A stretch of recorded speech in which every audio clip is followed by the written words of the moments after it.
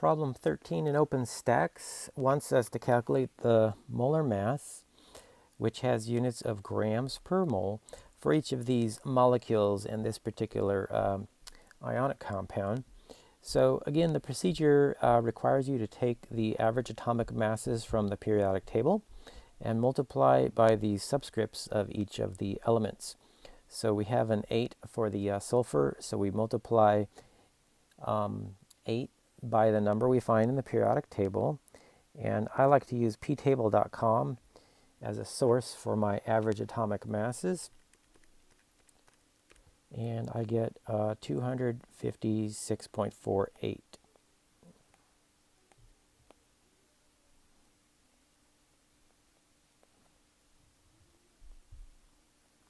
So this one's straightforward. There's just one element there in the formula, although there are 8 of those atoms.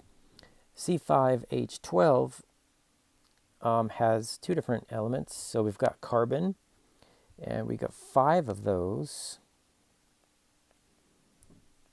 And we have hydrogen, and we have 12 of those.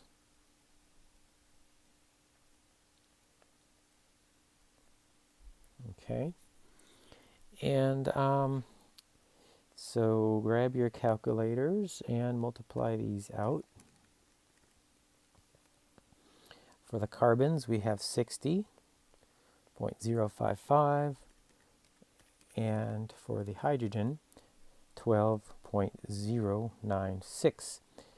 Now, what you need to do now is to add up all of those masses. So 60.055 and 12.096 is a total of 72.151. Okay, and we'll put the units on there. Now, this next substance is a little bit more complicated because we have parentheses in the formula. Now, there's a 2 here, and scandium might be less familiar to you. It's element number 21, and scandium, since we have 2 of them, and it's outside the parentheses, so we just have simply 2, it's 44.956.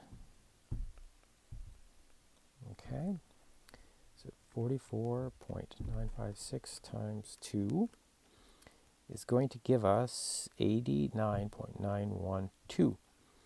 Now, this is what you need to do to analyze the other elements. Sulfur has a subscript of 1 that's understood to be there, and we have a 3 outside the parentheses. So we need to multiply that 1 by 3, okay? So that's for the sulfur. There's actually 3 sulfur atoms in this whole formula unit.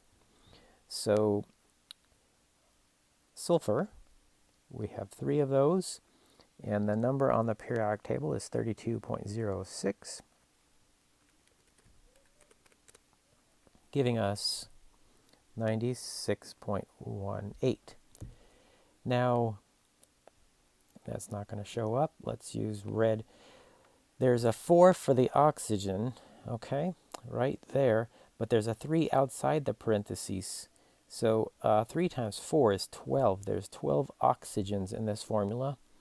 12 times 15.999 is going to be equal to 191.88. Okay. Now what we want to do is add these up, and that's going to give us the total molar mass of the compound. Okay.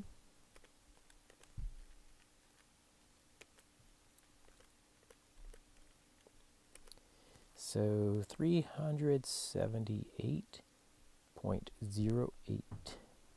Okay, and those are the units of grams per mole.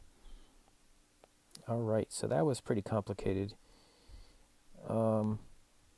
Next, we have this thing called acetone. That's nail polish remover. When you analyze this one, you have to watch out for the carbons that are written in 3 spots. So this has 3 carbons.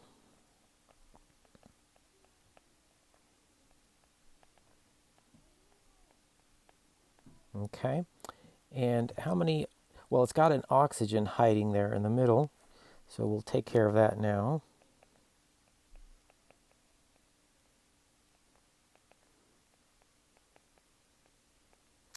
And then it has 6 total hydrogens, 3 in the beginning and 3 at the end. So 6 hydrogens.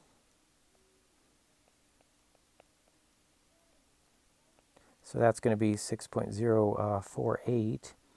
And then again, what we want to do is add all of these guys up to give us the molar mass of the whole molecule.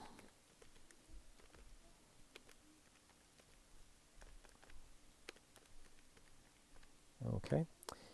And we generally don't round off the numbers at the end that we get here. We just write out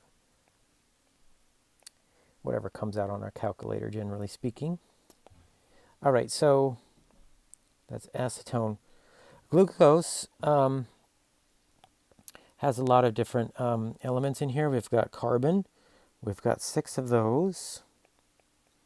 And we use the number off of our periodic table.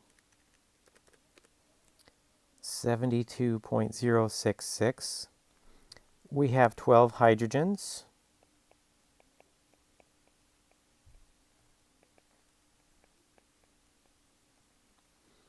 We have 6 oxygens.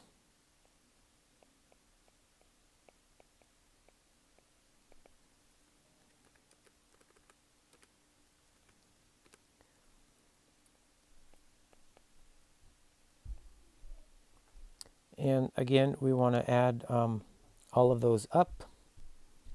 And that will give us the total molar mass, 180.156. And the units for your molar mass are going to be grams per mole. Alrighty? So thanks for watching, and please subscribe.